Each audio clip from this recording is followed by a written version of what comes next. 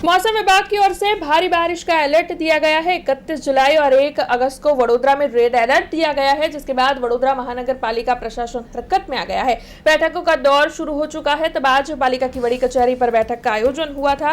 Deputy municipal commissioner की अगुवाई में तत्काल बैठक बुलाई गई थी और इस बैठक में असिस्टेंट म्यूनिसिपल कमिश्नर समेत सभी विभाग के अधिकारी मौजूद रहे थे।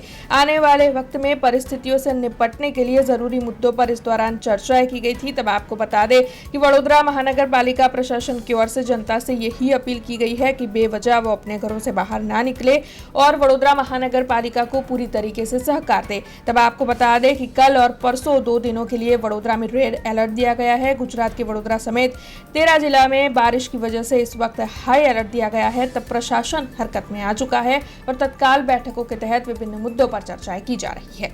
आज माननीय कमिश्नर श्रीની સૂચના અનુસાર રાજ્ય સરકાર તરફથી જે 31 અને 1લી તારીખ માટે જે વડોદરા જિલ્લાના વરસાદી માહોલને જોતા રેડ એલર્ટ આપવામાં આવ્યું છે।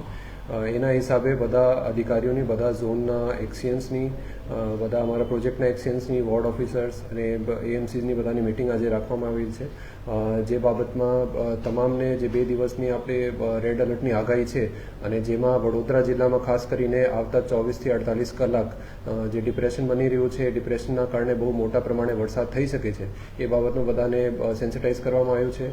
રાજ્ય સરકારની બી સૂચના છે, એના માટે અમારી જે તૈયારીઓ છે એની એક સમીક્ષા કરવામાં આવી છે। તૈયારીઓમાં પ્રમાણે આપણે જે શેલ્ટર હાઉસીસ છે, જે લોકોને કંઈ ખસેડવા પડે એના માટે શું તૈયારીઓ છે, સાથે સાથે જે આપણે મશીનરી છે, રાતમાં કંઈ ડીવોટરિંગ પંપની જરૂર પડે એની સાથે અમારા જે કંટ્રોલ રૂમ જે એક્ટિવેટ કરવાના છે એ એક્ટિવેટેડ છે। એની સાથે સાથે જે ક્યુઆરટી ટીમ્સ અમારી જે એક્ટિવેટેડ છે એનામાં ફરી અમારે જે 24 કલાકની શિફ્ટ જે છે અમે લાસ્ટ વીક જે કર્યું હતું એ પ્રમાણે બધાને તૈયારી રાખવા માટે અમારા તરફથી સૂચના આપવામાં આવી છે। ખાસ તો માનનીય કલેક્ટરશ્રીની જાહેરનામા અનુસાર આપણે આખા વડોદરા જિલ્લામાં શિક્ષણ કાર્ય અને આંગણવાડી સાથે સાથે આઈટીઆઈ અને કોલેજ વર્ક બધું એક કાલ માટે બંધ રાખવામાં આવ્યું છે।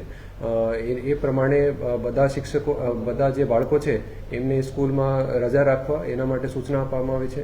સાથે સાથે મોટાભાગે જે શેલ્ટર અમારે જે ક્યારે કોઈને શિફ્ટ કરવાનું થાય વ્યક્તિઓને, તો શેલ્ટર હાઉસ તરીકે સ્કૂલોને યુઝ કરવાનું થાય છે, તો શિક્ષકોને જવાબદારી આપવામાં આવી છે કે જે સ્કૂલોના જે ચાવી વગેરે છે, સાફ સફાઈ છે, ત્યાં જમવાની વ્યવસ્થા જો શિફ્ટ અમારે કરવા પડે એને માટે તૈયારી રાખવી અને એની સાથે સાથે જે આસિસ્ટન્ટ મ્યુનિસિપલ કમિશનર જે તે ઝોનના એની સાથે સંકલન કરવા સૂચના। વડોદરાવાસીઓને અપીલ છે કે આવતા 2 થી 3 દિવસ આપણે વરસાદના આગાહીના કારણે બહુ ભારી થઈ શકે છે, એટલા માટે બિનજરૂરી બહાર ના નીકળે।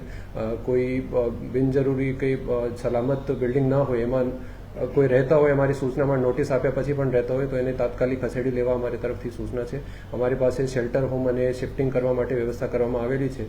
અમારા વોર્ડ ઓફિસર્સના સંપર્ક કરીને એ લોકો શિફ્ટ થાય એના માટે અમારે જમવાની વ્યવસ્થા અને રેસ્ક્યુની વ્યવસ્થા અમારા તરફથી કરવામાં આવશે। તો બધાને એ જ અપીલ છે કે બિનજરૂરી બહાર ના નીકળે અને અમારી જે પાલિકાની ટીમ જે કામગીરી કરે એમાં અમને સહકાર આપે। हमसे जुड़े रहने के लिए हमारे YouTube चैनल को सब्सक्राइब करें और नई वीडियो की नोटिफिकेशन के लिए बेल आइकॉन को दबाएं।